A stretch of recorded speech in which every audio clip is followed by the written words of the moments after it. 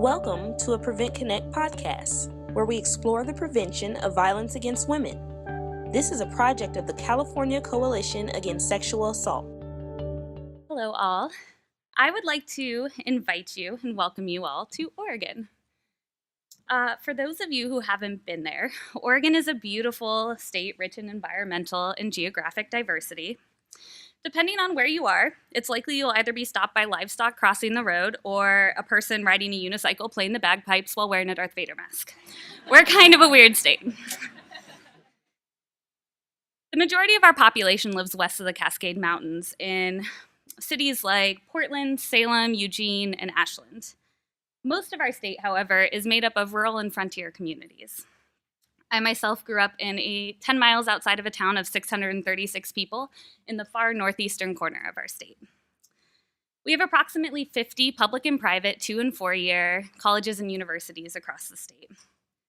The distribution of few urban centers and many rural communities serves to build several divides in our state, including assumed ideological differences based on geography, as well as a liberal and progressive identity as a state that often masks deep-seated systemic problems that exist, like oppressive cultural norms.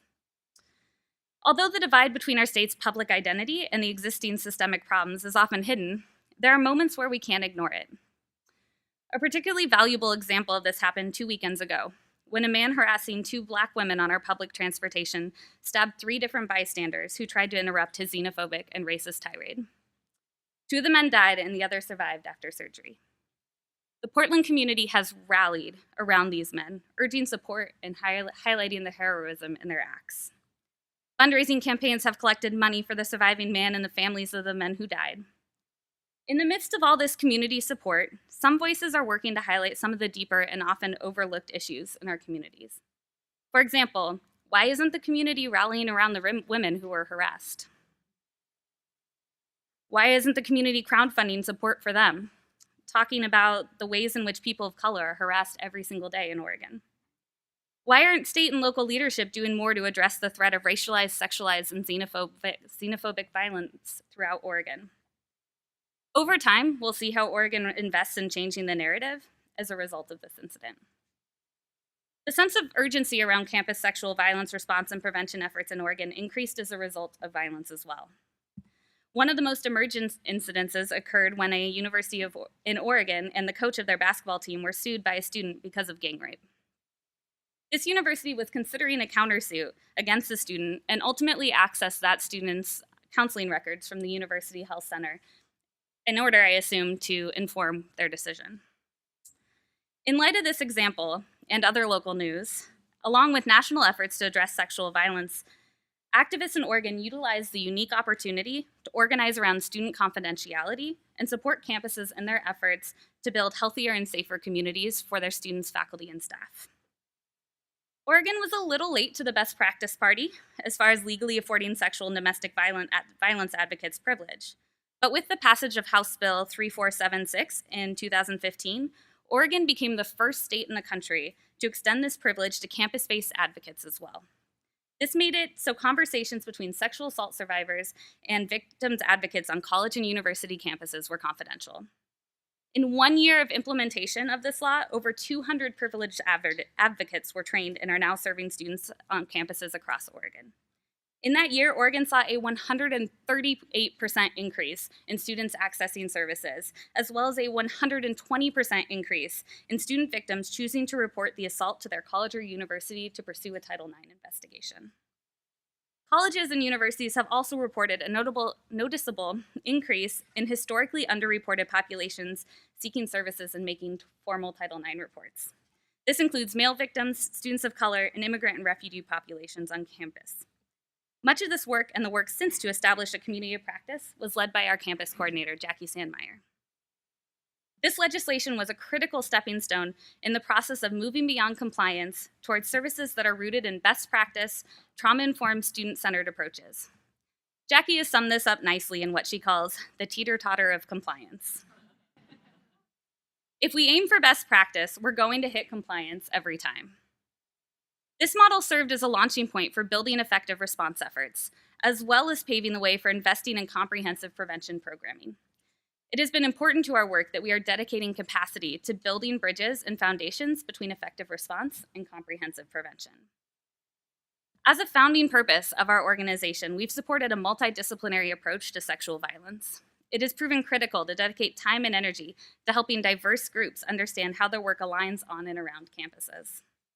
We do this through resources and cross-training to help create shared language, as well as through our established campus committee. This means for us connecting and building collaborations between administrators, staff, professors, identity-based resource centers, student groups, alumni, and the surrounding communities. Other important strategies that we've enlisted include promoting shared language and understanding around sexual health promotion as sexual violence prevention, evaluation efforts, and the ethics of prevention. Throughout this work, we've learned that not only does every state have something to start with in this work, that it is true of colleges and universities as well. Half of the struggle has been understanding overlap and shifting definitions and understandings of prevention to focus on comprehensive efforts meant to connect all the dots, and more successfully build healthier and safer environments and communities for all. In Oregon, one of our key starting places just happened to be a series of really public mishandlings of sexual violence cases. We were able to leverage all of these pictures and over time, tip the teeter-totter towards best practice. As Jackie says, if we aim for best practice, we're going to hit compliance every time. We in Oregon haven't discovered a magical formula for campus sexual violence prevention work, but we have been able to organize efforts that build effective comprehensive prevention programs rooted in best practice.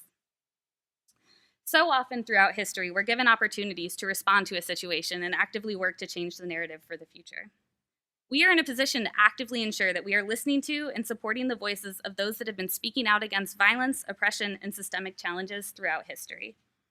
Or we can continue to focus our energy on the dominant voices, ignoring the trauma that everyone experiences because of this violence and oppression. Oregon has done a great job in shifting our narrative around sexual violence on college and university campuses, and we still have changes to make and places to improve. I hope we start doing the same thing with other systemic problems in our communities so we can more effectively work to end all forms of violence and successfully build the healthier and safer communities that we are striving for. If you'd like to learn more about our campus work, our campus sexual violence prevention work, how we can support you in your campus efforts, and what we mean by comprehensive approaches to prevention, please join me in the roundtable discussion after this presentation. And I want to thank you all for the work you do every single day to end violence. Without people like you, this wouldn't be possible. Thank you. Thank you for listening to this Prevent Connect podcast. Prevent Connect is a project of the California Coalition Against Sexual Assault, with funding from the Centers for Disease Control and Prevention. The views presented on Prevent Connect are not necessarily the views of the United States government, the CDC, or CalCASA. To learn more about Prevent Connect, visit www.preventconnect.org. For more information about CalCASA's mission, or to show your support, visit calcasa.org. That's CALCASA.org.